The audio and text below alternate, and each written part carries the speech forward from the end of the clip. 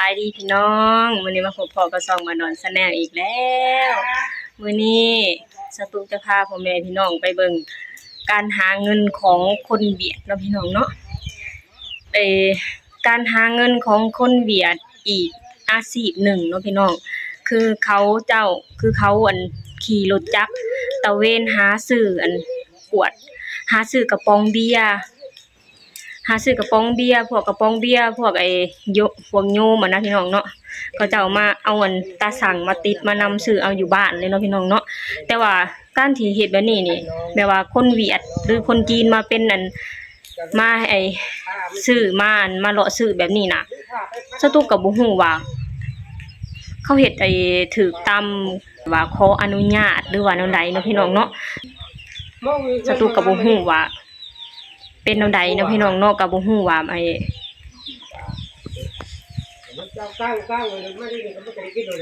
พาไปเบิ่งนำสาวตุกเด้อ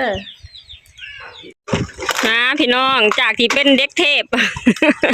เด็กกรุงเทพเด็กหาเงินประเทศไทยเนาะพี่น้องมาบ้านเก็บขวดเบียร์ขายได้บัดทีนี้จ้ากับบ่ได้ยังนี่ก็คือไปซื้อมาโฮมไว้บ่ซื้อมาโฮมไว้บ่โฮมไว้เพื่อขายเอาไหมอันนี้ก็เป็นรายได้เสริมเนาะพี่น้องเนาะพอได้เบียร์กระป๋องนึงไก่ชิ้วปังนึงแล้วพอได้เบียร์กระป๋องนึงไก่ชิ้วปังนึงเลยกินไว้แล้วก็กินแล้วเราก็เก็บไว้นะพี่น้องเนาะ เก็บไว้ดีกว่าเอาไปถิ่มมาล่านี่ได้เงินย้อนนี่เป็นเงินทั้งนั้นนี่นี่แหละคือเขาที่เขาว่าอย่ามินเงินน้อยอย่าคอยวาสนาเล่นที่ได้ถึง20,000ก่อนน่ะได้วันนั่นนี่อีหยังเป็นเงินคือเอาไปเบิดทุกอย่างแต่จะพันล่ะเดี๋ยวจะเอ็นพันโฮมไว้จนเกือบปีขายตลอดคนหน่อยก็สวยสวยดับไปที่โอ้ยใช่หัวป่าเด็ก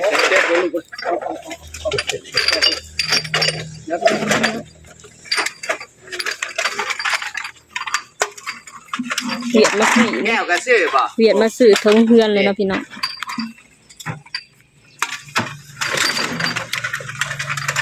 ดีตีนอะไรบ้านนี่ได้ใกล้แล้วออกมาใกล้แล้ว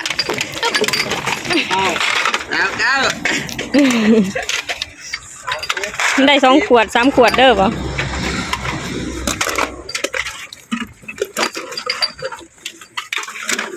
ว่าแล้ว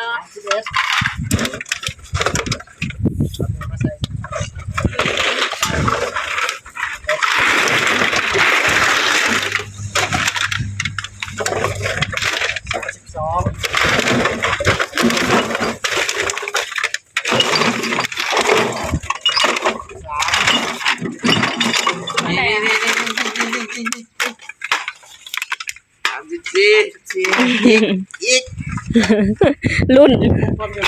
รุ่นว่าจะได้เบียร์2 ขวดบ่นับตัวนี้ก่อน7,000แยกก่อน7,000ไม่ใส่เลย35เอานับไปเลยนะ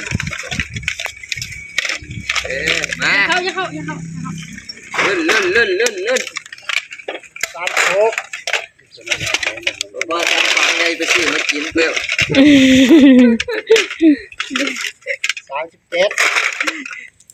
ตัวเขาเอาขึ้นมาให้ยืนลงมาได้จ้ะ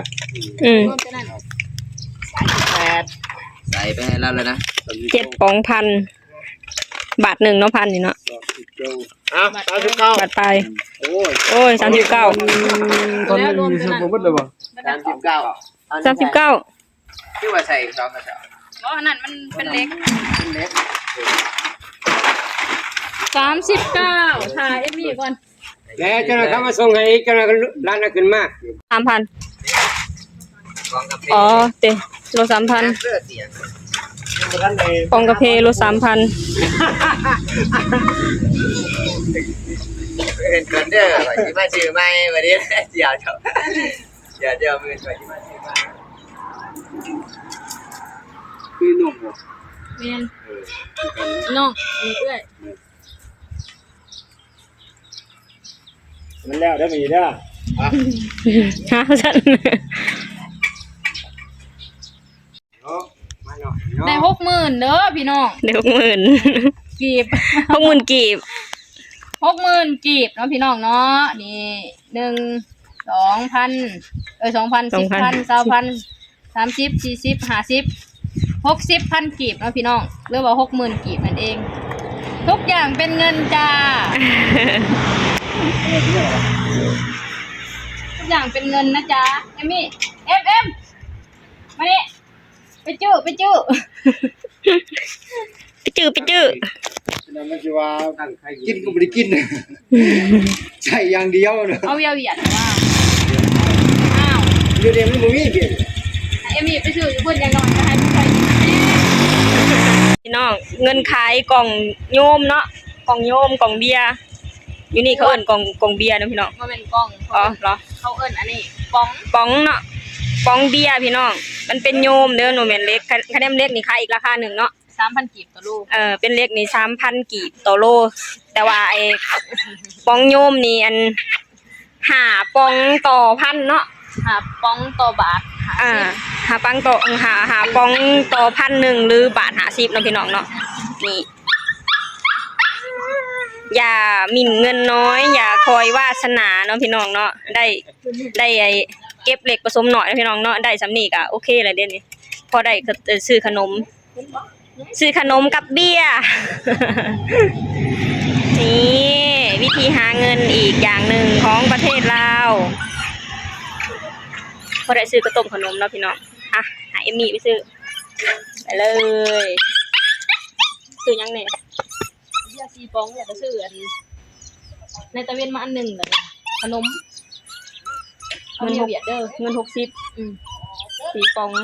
40เหลือ เดี๋ยว20ก็ซื้อขนม เออ